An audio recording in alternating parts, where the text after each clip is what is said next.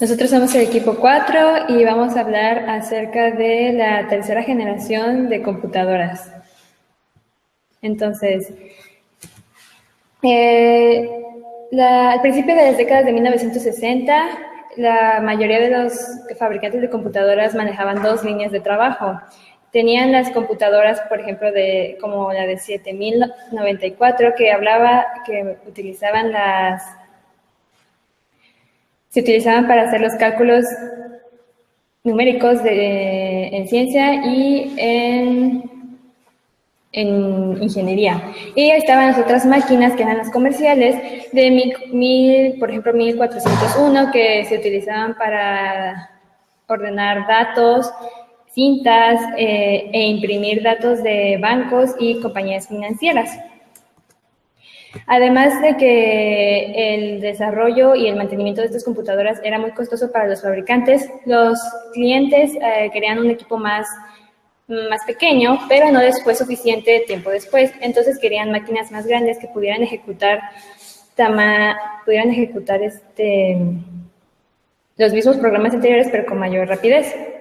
Entonces, IBM logró hacer la primera línea de computadoras con circuitos integrados. A estas máquinas se les llama 360. Bueno, el modelo 360 de IBM.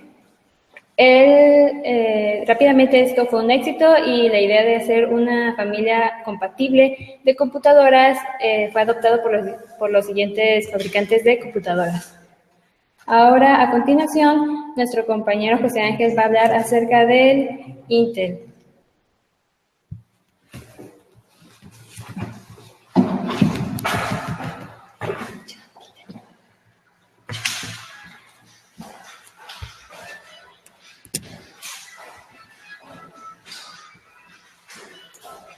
Bien, Intel fue fundada en Mountain View, en California, en los años 1968 por George Monroe y Robert Noyce.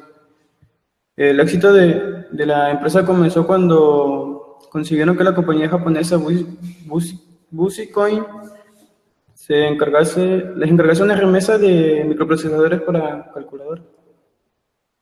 calculadoras programables.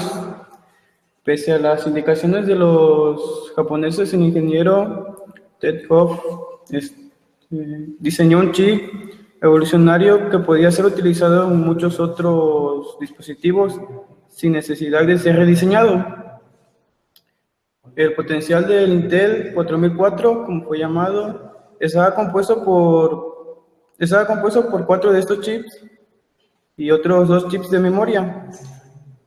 Ese conjunto de 2300 transistores ejecutaba 60,000 operaciones por segundo. Se puso a la venta por $200 en ese momento.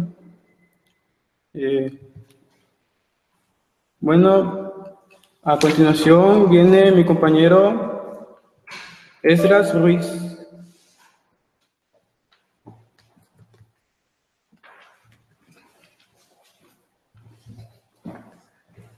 Bueno, yo le voy a hablar sobre el tema de lenguajes de bajo nivel. Bueno, en este tema, más que nada, se abarca sobre los primeros lenguajes que se desarrollaban en un principio, antes de que las nuevas computadoras que tenían, antiguos procesadores. Por ejemplo, antes no tenían los procesadores actuales, sino que tenían solamente circuitos integrados, y esos circuitos integrados serían, aquí como pueden ver en la presentación, podemos ver unos números unos y ceros y por ahí unas tarjetas perforadas, las cuales pues nos indicaban lo que son los lenguajes de bajo nivel, representados por unos, por ceros y por tarjetas perforadas, que son directamente el lenguaje que entiende la máquina. Pero pues estos lenguajes tienen poca eficiencia respecto a los programas que puede ejecutar la computadora, ya que son muy limitados. Por lo tanto, en la tecnología que se creó a finales de los años 50 y principios de los años 60, fueron los circuitos integrados, los cuales nos permitían un mayor número de procesos que se realizaran en las computadoras, y en base a eso pudimos tener pues otros tipos de lenguajes. Uno de los ejemplos pues es la computadora, la serie 360, que en 1964 sacó IBM, el cual pues tenía ya un circuito integrado que estaba interrelacionado. Pues ellos estaban almacenados, ¿no?, en una pequeña tableta o pastilla de silicio. Estas computadoras pues podían ejecutar más procesos a comparación de aquellas que únicamente manejaban el lenguaje máquina. Estos nuevos circuitos nos permitieron tener una mayor cantidad de lenguajes que comenzaron a surgir en ese momento, como lo es el ejemplo del lenguaje Fortran y el lenguaje COBOL, que fueron prácticamente los primeros lenguajes de programación que existieron propiamente para conformar los sistemas operativos en un principio hasta llegar a lo que tenemos actualmente, ¿no? Estos lenguajes fueron pues prácticamente la base para todo lo que tenemos en la actualidad, y fueron gracias a los circuitos integrados que se conformaban en esas primeras computadoras que pudieron realizar por primera vez diferentes procesos múltiples, y no se requería necesariamente que una persona supiera lo que es el lenguaje máquina, sino que pudiera representarlo en un lenguaje más familiar, más intuitivo con la máquina, para pues hacer más fácil, ¿no?, lo que es la programación, lo que es hacer funcionar y hacer que una máquina haga lo que cada persona, programador, cliente, era lo que quería que hiciera. Y bueno, mi compañero Diego Hernández continuará con el tema.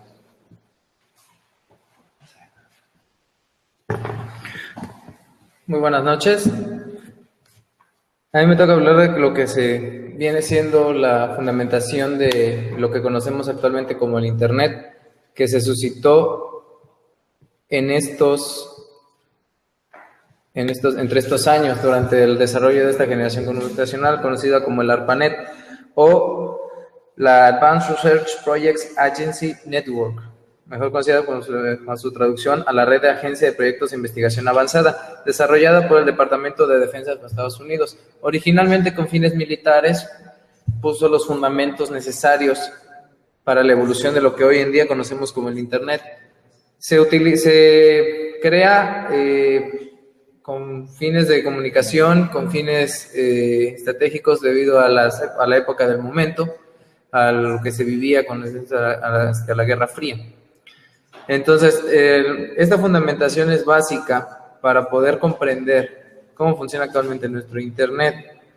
Desarrollada el primer nodo en la Universidad de California de Los Ángeles, o UCLA, tiene sus orígenes por concepto en abril de 1953 por Bob C. Licker de Bolt, Berkeley y Newman BBN, una serie de notas que discutían una idea de red galáctica. Su evolución se fue dando durante los años subsecuentes, y sus resultados se publicaron a partir de 1960, que se describían como dos ideas claves: el uso de la red descentralizada con múltiples caminos entre puntos y la división de mensajes completos en fragmentos que sugerían caminos distintos. ¿Hasta qué punto podemos deducir que esto forma una gran parte de lo que conocemos actualmente como Internet? Dado que esto comenzó a abrir lo que fue el camino para el intercambio de información, de datos a nivel masivo por diferentes partes del mundo en tiempo real. Ahora lo que es mi compañero Martín Montiel continuará con la siguiente parte de nuestra exposición.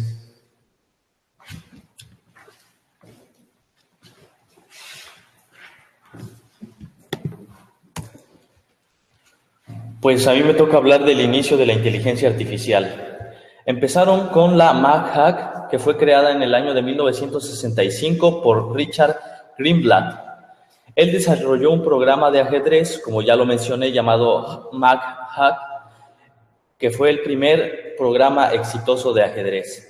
El desarrollo de este programa marcó el futuro de la tecnología de la inteligencia artificial. Se basó en gran medida en este tipo de juegos para poder así crear en el futuro este tipo de inteligencia. 1960.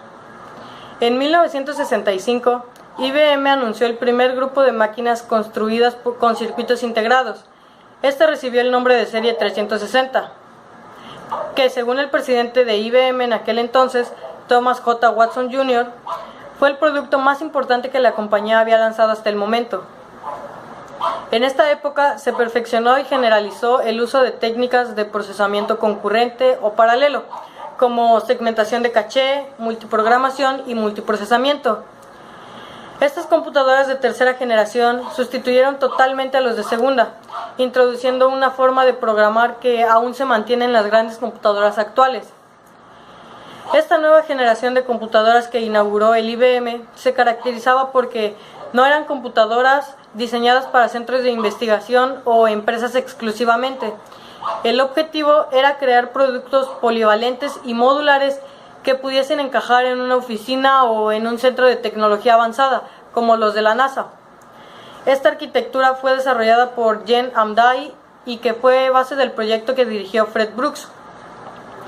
Empezaron con 6 modelos en la familia y hasta 20 periféricos, que son unidades de discos externa, un escáner con reconocimiento de caracteres, lectores de tarjetas perforadas, impresoras de papel continuo, unidades de cinta magnética o incluso un robot de cintas que permitía almacenar hasta 400 millones de bytes de información. Pero con el paso de los años, IBM terminaría desarrollando 14 modelos de computadores de la serie 360, incluyendo algunos modelos específicos para la NASA. El PDP-11 fue la primera minicomputadora en interconectar todos los elementos del sistema, procesador, memoria y periférico, a un único bus de comunicación bidireccional. Este dispositivo, llamado Unibus, permitía a los dispositivos enviar, recibir o intercambiar datos sin necesidad de dar un paseo intermedio por la memoria. El PDP-8 fue la primera minicomputadora con éxito comercial producida por Digital Equipment Corporation. Fue lanzada el 22 de marzo de 1965. También fue el primer ordenador vendido de la serie DEC PDP. Quien diseñó la primera versión del PDP-8 fue Edson de Castro. También era la computadora más barata del momento, pues costaba tan solo $20,000. Pasará a nuestro compañero Diego a darnos la conclusión. De manera rápida, la conclusión a la que puedo llegar en torno a toda la información recopilada por mis compañeros y por un servidor, viene siendo que la tercera generación de la computación vino a ser el salto que se dio entre el arreglo primitivo de las computadoras, ya mecánicamente hablando desde el desarrollo en la Segunda Guerra Mundial, donde se dio la máquina de Turing, al salto de la electrónica, donde ya se utilizaban un poco más de tecnología. El nacimiento de la electrónica como tal, microprocesadores, resistencias, etcétera, y el paso para el desarrollo de las compañías que hoy en día conocemos como líderes tecnológicas que dieron ese salto en la siguiente generación, a raíz de que IBM comenzó el desarrollo tecnológico. Todo esto, incluyendo el desarrollo de lo que es el Internet, de los fundamentos del Internet, como dije hace unos minutos, el intercambio masivo de datos e información. Todo esto, conforme va haciendo la progresión, conforme se va haciendo la evolución para poder proyectar el funcionamiento de lo que hoy en día conocemos como lo que es la computación. Esta tercera generación viene siendo el paso de los fines de la cimentación de la tecnología actual. Bueno, eso es todo por el momento. Agradecemos mucho su tiempo. Somos el equipo 4 y los estamos viendo en clase. Muchas gracias.